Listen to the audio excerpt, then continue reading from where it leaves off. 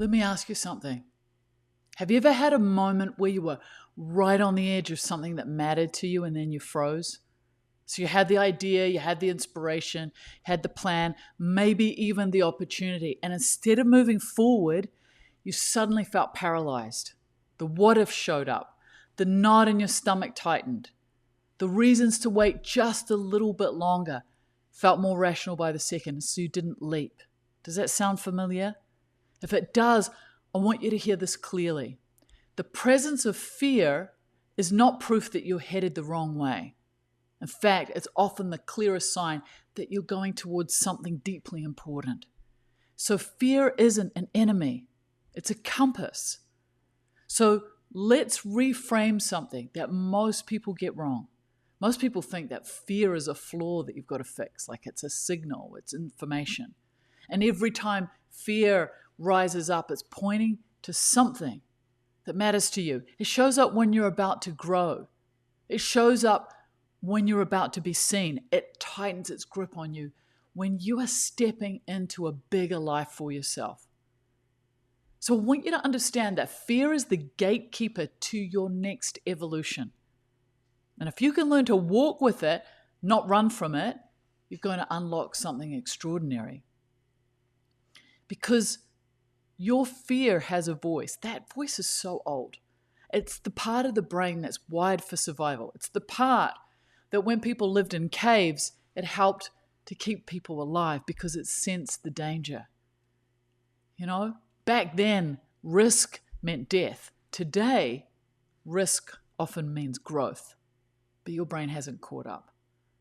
So when you decide to retire or quit your job, follow your calling, or speak up about something that matters, or leave a relationship that isn't serving you anymore, or publish the story only you can tell, your brain interprets it as danger. Not because it is dangerous, but because it's new. And your brain's ancient programming says new is risky, new is dangerous, and dangerous has got to be avoided. And that's where you get paralyzed. Not because you're weak, but literally because your nervous system is doing its job.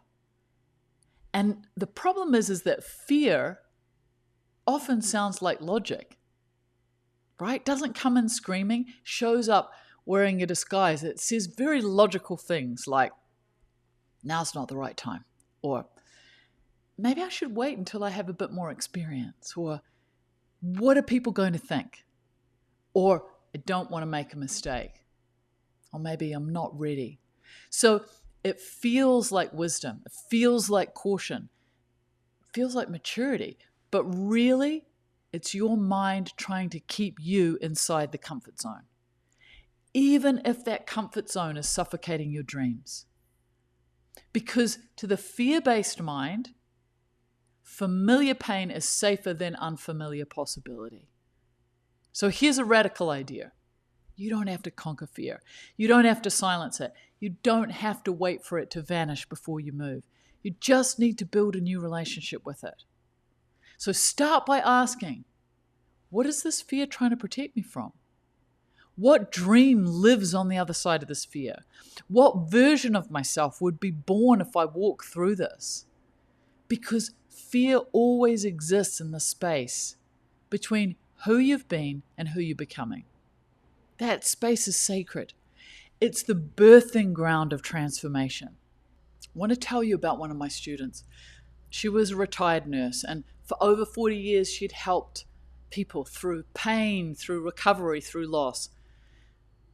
But she had her own story, one that she had never told publicly.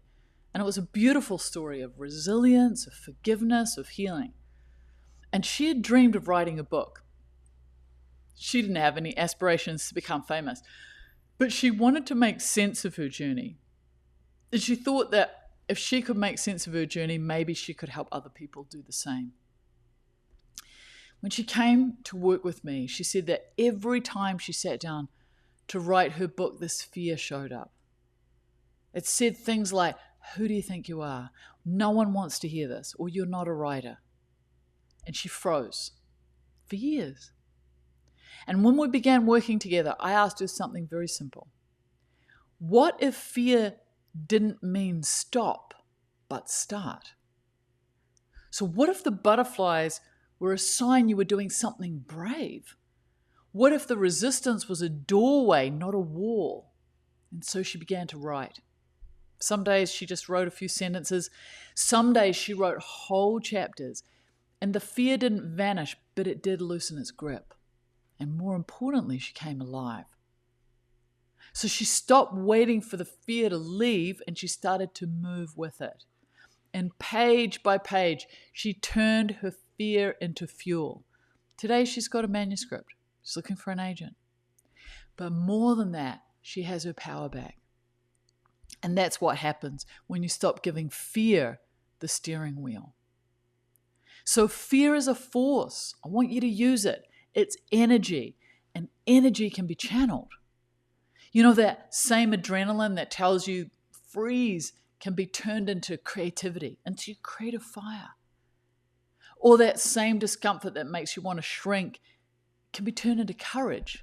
Or the same doubt that says you're not enough can be the exact reason to show yourself that you are. So let fear be the fire that lights your path. Don't let it be a wall that blocks you. So when fear arises, try this. Pause and breathe. Don't push the fear away. Just be with it. Breathe into it. And then you might want to name it. You might want to say what it is. I'm afraid of being seen, or I'm afraid of failure. So naming takes away its mystery. You might want to thank it. Yes, thank it. Say, thank you for trying to protect me, because this diffuses resistance.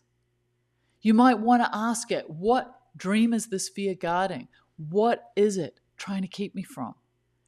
And then I want you to take a small but brave step. Don't wait to feel ready.